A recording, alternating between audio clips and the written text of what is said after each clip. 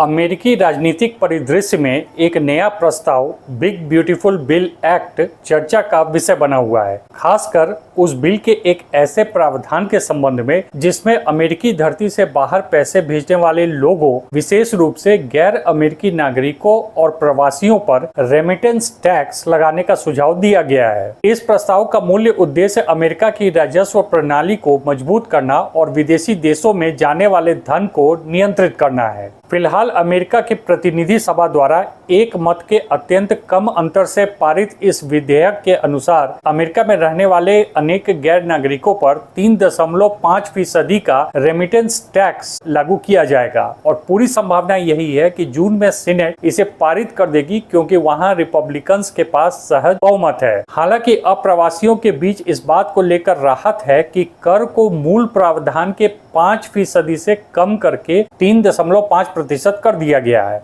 यानी कि शुरुआत में 5% रेमिटेंस टैक्स लगाने की बात चल रही थी, जिसे घटाकर 3.5 प्रपोज किया गया है। सबसे पहले समझते हैं कि यह रेमिटेंस क्या है। और रेमिटेंस वह धनराशि होती है जो एक व्यक्ति जो विदेश में काम कर रहा होता है अपने घर वालों या अपने देश में भेजता है। अब यह पैसा आर्थिक रूप से पिछड़े देशों के लिए जीवन रेखा समान होता है। 2023 में लगभग 650 बिलियन अमेरिकी डॉलर रेमिटेंस के रूप में विकासशील देशों को भेजे गए थे। वहीं भारत को 2023 में लगभग 125 बिलियन डॉलर रेमिटेंस प्राप्त हुआ था, जो विश्व में सबसे अधिक है और अमेरिका इस रेमिटेंस का सबसे बड़ा स्रोत है। सिर्फ भारत ही नहीं, अमेरिका लगभग 200 से अधिक देशों को रेमिटेंस भेजने का स्रोत है। यहाँ रहने वाले प्रवासी अधिकतर स्वास्थ्य, निर्माण, लॉजिस्टिक्स और तकनीकी क्षेत्रों में कार्यरत हैं। फिलीपींस, नेपाल, बांग्लादेश, पाकिस्तान, श्रीलंका जैसे देश अपनी जीडीपी का